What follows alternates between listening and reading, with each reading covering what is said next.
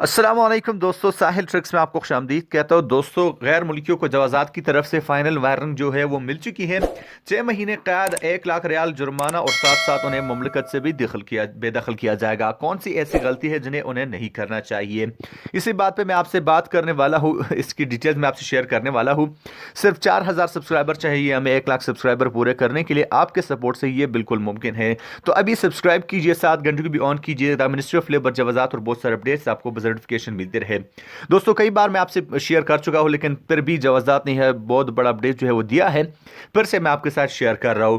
महकमा पासपोर्ट ने खबरदार किया है कि जो शख्स भी इकामा व मेहनत और सरहदी सलामती कवानीन की खिलाफ वर्जी करने वाले तारकीन को रोजगार, ट्रांसपोर्ट, रिहाइश की सहूलत फराम करेगा या उन्हें पनाह देगा, उसे 6 माह तक कैद और 1 लाख रियाल तक जुर्माने की सजा होगी।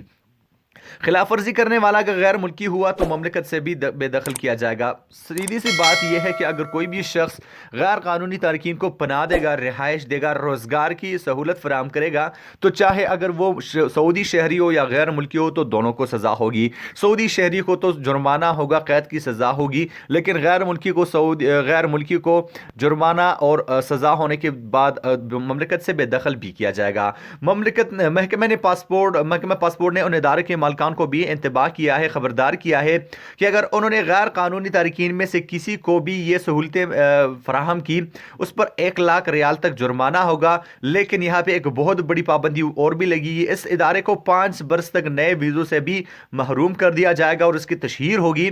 इदारे के जिम्मेदार डायरेक्टर को 1 बरस तक जेल होगी। गैर मुल्की डायरेक्टर अगर होगा तो उसे ममलिकत से बेदखल कर दिया जाएगा। अहम बात यह है, जितने ज़्यादा गैर कानूनी तारकीन को सहूलतें दी जाएंगी उसी तनासब से जुर्माने भी होंगे। मतलब जितने ज़्यादा गैर कानूनी तारकीन को सहूलत दोगे उतना ही जुर्माना ज़्यादा होगा, उतनी ही सज़ा ज़्यादा होगी। तो यहाँ पे मैं उन भाइयों से रिक्वेस्ट करता हूँ जो ख़ुद तो कानूनी है लेकिन किसी भी तरह से गैर कानूनी तारकीन को जो है पनाह देने की सोच है, रोज़गार देने की सोच है, तो वो ख़ुद भी फंस सकते हैं। वो जो गैर कानूनी तारकीन है वो तो फंस चुके ही है। तो यही अपडेट जो है मैं आपके साथ शेयर करने जा रहा था। तो उम्मीद करता हूं कि आज की वीडियो से आपके इन्फॉर्मेशन में इजाफा हो गया होगा और आज आप समझ गए होंगे। मैं मिलता हूं आपसे एक नई वीडियो के साथ, तब तक के लिए दीजिए इजाजत।